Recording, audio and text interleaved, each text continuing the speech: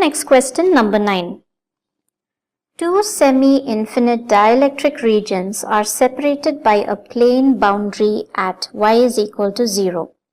The dielectric constants of region 1, where y is less than 0, and region 2, where y is greater than 0, are 2 and 5 respectively.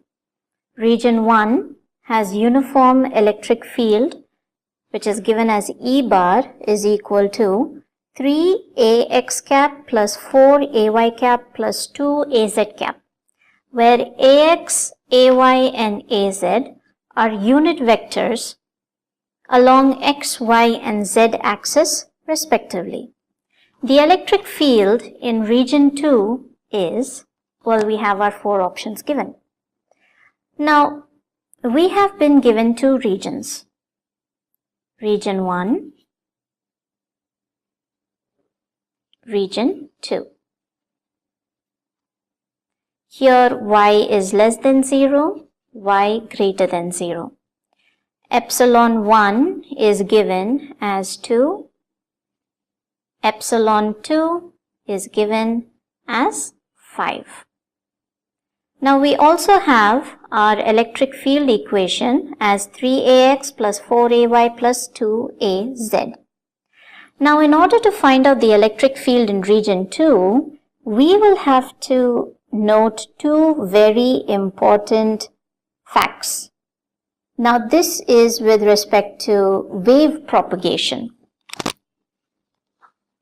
According to wave propagation, we have 2 certain components.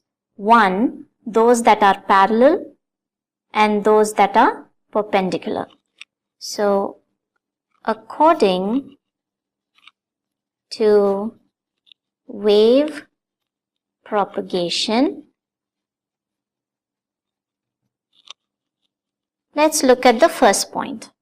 Now, the first point deals with the parallel components. The parallel components of the dielectric medium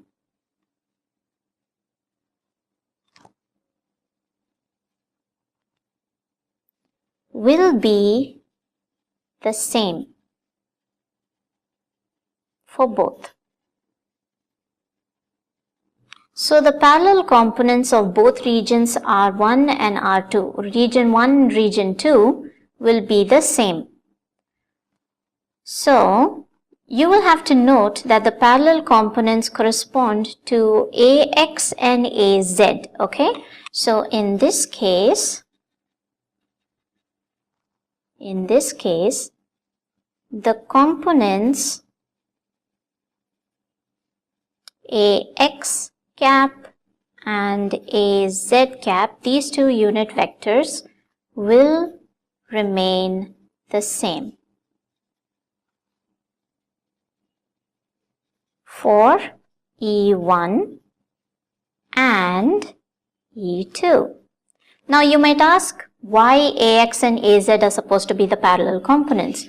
Now this is answered in the question here, that says that the 2 semi-infinite dielectric regions are bounded by the plane y is equal to 0. The plane y is equal to 0 forms the boundary line between the 2 regions, and because of that the y component, that is AY, is the perpendicular component. The other unit vectors AX and AZ will be the parallel components. I hope that's clear. Now the second point is the perpendicular component. The perpendicular component of the dielectric medium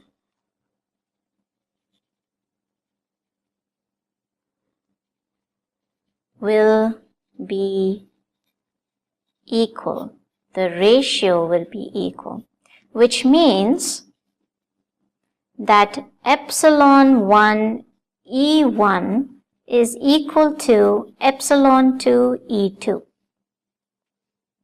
This is only for the perpendicular components. Okay.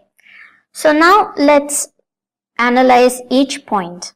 Now the first point talks about the parallel components. The parallel components are AX and AZ. Now if we look at the equation here, I'll write the equation down again.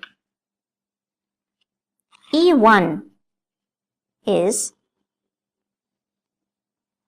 3AX plus 4AY plus 2AZ. Now AX and AZ are the parallel components. So for E2, they would remain the same. 3AX cap, 2AZ cap. So the component that will change now is the perpendicular component, 4AY. Now the ratio is epsilon 1 E1 equals to epsilon 2 E2. Now using this ratio, let's find out what is the perpendicular component of E2. So this implies, what is epsilon 1? Epsilon 1 is 2. 2 into the perpendicular component of E1 is 4AY is equal to 5 into E2. Now we need to find out what is E2. The component of E2, the perpendicular component of E2.